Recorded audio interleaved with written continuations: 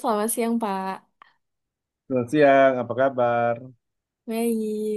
Sebelumnya, Ya, perkenalkan, saya Anissa Nanda sebagai ahli gizi yang akan menjadi konselor dalam sesi konseling pada hari ini. Mungkin sebelumnya, ya. Bapak bisa memperkenalkan diri juga terlebih dahulu.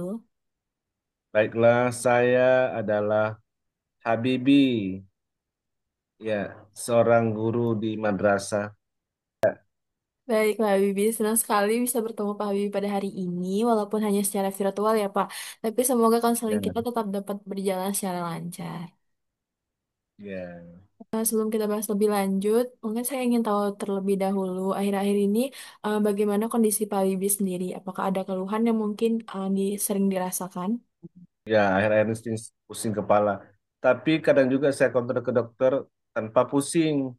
Tapi ternyata darah saya juga tinggi. Kata dokter berarti ini sudah tanpa gejala. Berarti bapak tetap darah tinggi katanya. Kadang-kadang akhir-akhir ini darah saya itu 170/107, 108, 110 pernya. Hmm. Nah, Baik, berarti cukup mengganggu ya Pak ya. Kalau boleh tahu sendiri, biasanya Pak ya. Habibie ini makan apa aja dalam sehari? Pagi-pagi biasanya saya sarapan nasi dengan telur, atau dengan lauk lauk lainnya, lauk dari kemarin sore istri saya masak tuh udah habis dipanaskan kembali, ada ayam, ada ikan asin biasa, itu saja. Baik, kalau sayur atau buah mungkin apakah Pak Habibie biasanya konsumsi setiap hari atau jarang konsumsi? Nah, kadang-kadang juga eh, sayur sih kadang setiap hari.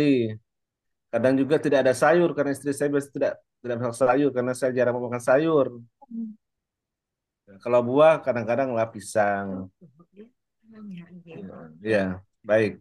Kalau makan yang asin-asin sendiri suka ya Pak ya, kayak ikan asin atau telur asin gitu. Ya suka, tapi nggak makan ini tiap hari. Ikan asin kalau ada istri saya goreng ya, ada. Kadang-kadang istri saya sembunyikan juga karena saya suka darah tinggi. Ya, Baik Pak Habibie, kalau soal aktivitas sendiri, apakah Pak Habibie masih rutin bergerak atau lebih banyak istirahat gitu? saya setiap sore melakukan senam di rumah, Pak. Nah, kalau akhir pekan saya sekarang jogging-jogging pagi atau sampai sore, dan sore hari dengan istri saya, anak saya juga kecil tuh. Baik, luar biasa sekali ya Pak. Itu sebenarnya hal positif yang udah baik banget dan penting untuk dijaga.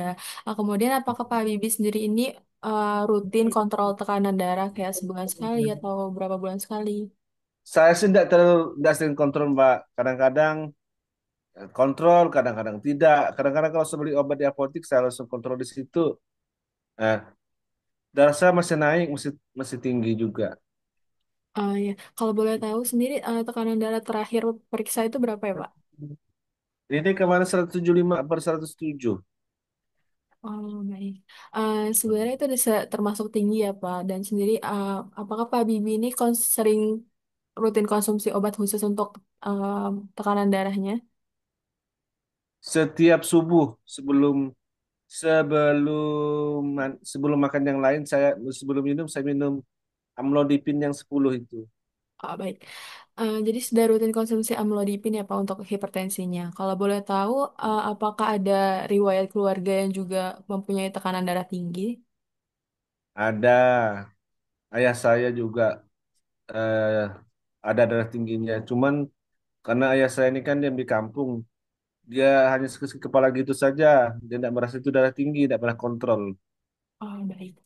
Em, jadi dari informasi yang sudah Pak Habibie sampaikan sebelumnya, saya melihat bahwa tekanan tekanan darah Pak Habibie sendiri ini sudah tinggi ya Pak ya, Nah, 175/109 ya Pak terakhir kali. ya, Ditambah kadang lagi saya setuju. pola makan Pak Habibie ini cenderung tinggi garam dan juga tinggi lemak jenuh dari santan dan terkadang masih suka konsumsi ikan asin dan juga telur asin. Selain itu juga ada faktor keturunan dari ayah ya Pak ya. Ya, benar sekali. Nah, jadi hipertensi itu merupakan salah satu penyakit degeneratif atau penyakit yang bisa diturunkan misalnya dari ayah. bapak ke bapak, terus dari bapak sendiri bisa turun juga ke anak bapak bisa hipertensi juga.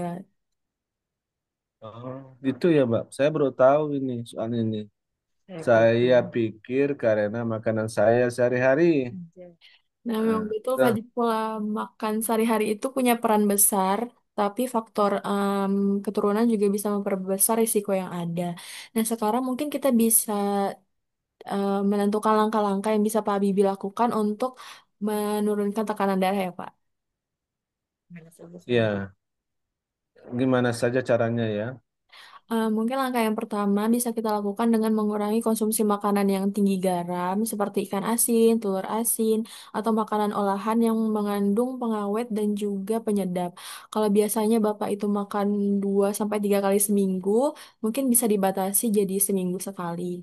Saya rasa bisa juga sih, Mbak. Ikan asin juga ya. Saya mungkin gara-gara ikan asin juga saya sering kena darah tinggi ini.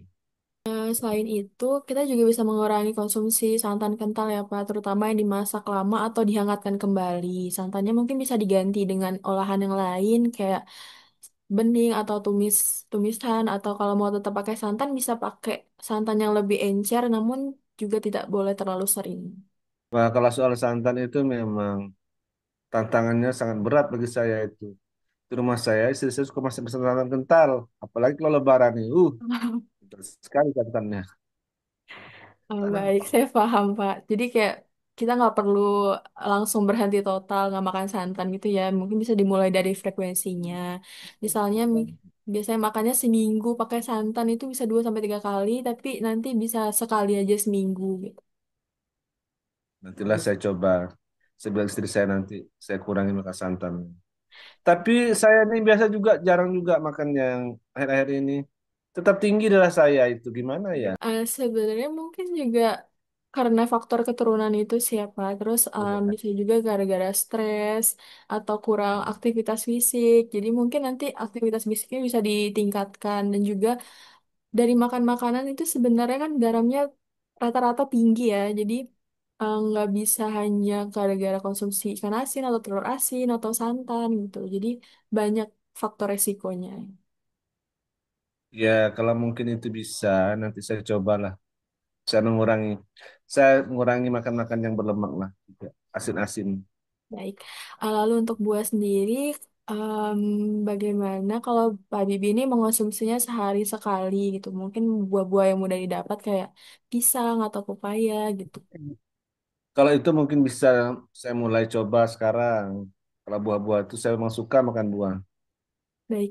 Kalau soal aktivitas sendiri, Bapak ini sudah sangat baik ya karena sudah rutin senam dan juga jalan kaki.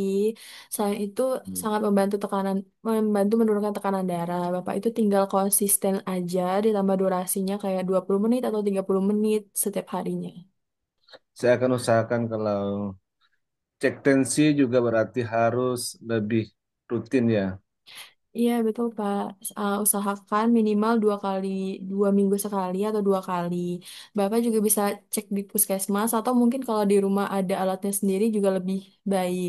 Jadi bisa pantau sebelum kondisinya ada keluhan kayak pusing dan lain-lain. Mungkin saya izin jelasin leaflet dulu ya Pak. Ya, ya, ya. Nah ini ada leaflet mengenai tekanan darah. Jadi kalau kita menjaga tekanan darah ini hidup kita tuh bisa lebih bahagia gitu.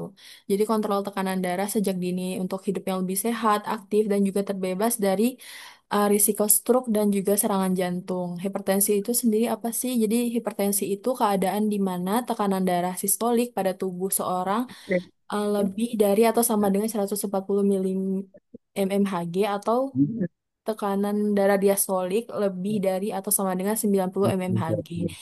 Hipertensi sendiri ini memiliki julukan silent killer karena dapat muncul tanpa gejala dan juga cukup membahayakan kesehatan.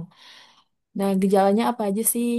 Ada sakit kepala, pusing, gelisah, jantung berdebar, sakit di dada, penglihatan kabur, dan juga mudah lelah. Nah, hipertensi ini sendiri ada kategorinya. Jadi, kalau dari eh, hasil tekanan darah Pak Habibie tadi ini masuk ke hipertensi grade 2 karena sudah 170/100. 8 ya Pak ya. Kemudian ada komplikasinya sendiri itu ada penyakit jantung, stroke, gangguan saraf, gangguan otak, dan juga kerusakan pada mata. Ini kalau kok ini kalau hipertensi itu nggak segera ditangani gitu, jadi bisa memicu penyakit lain. Kemudian ada penyebabnya tuh apa saja sih? Ada stres, konsumsi garam berlebihan, kebiasaan merokok, obesitas, atau konsumsi alkohol yang berlebih. Kemudian gimana cara mengatasinya? Pastinya dengan diet sehat, olahraga, manajemen stres, dan juga minum obat teratur dan sesuai dengan anjuran dokter. Kemudian ada makanan-makanan yang direkomendasikan itu seperti ada sayuran, pastinya buah-buahan, karbohidrat kompleks kayak nasi merah, oatmeal, roti gandum, ubi, dan juga jagung. Protein nabati seperti tempe, tahu, dan juga kacang-kacangan. Protein hewani yang rendah lemak kayak dada ayam tanpa kulit, ikan laut, dan juga telur rebus itu biasanya lebih baik. Kemudian ada produk susu rendah lemak kayak susu skim atau susu low fat gitu biasanya ya dikenalnya. Kemudian makanan yang tidak direkomendasikan ini pastinya makanan yang tinggi garam. Kemudian ada daging olahan kayak sosis, kornet gitu, dan nugget. Misalnya kemudian ada camilan asin atau manis kayak kerupuk, kue kering, minuman soda atau sirup. Kemudian ini ada rekomendasi makan menu makanan sehari, ada makanan pagi, selingan pagi, makanan siang, selingan sore, dan juga makan malam. Ini bisa disesuaikan dengan makanan yang ada di rumah. Itu sih, Pak. Oke. Baik, Pak Bibi. Mungkin dari apa yang sudah kita diskusikan tadi, apakah Pak Habibie bisa mengulang kembali apa yang perlu Pak Habibie lakukan untuk mengatasi hipertensi Bapak? Ya, saya memang perlu mengurangi konsumsi makanan tinggi garam, tinggi lemak, lebih sering konsumsi buah dan juga mulai rutin cek ke dokter lah. Baik, bagus sekali Pak Habibie. Jadi dari semua rencana tadi, bagaimana nih Pak?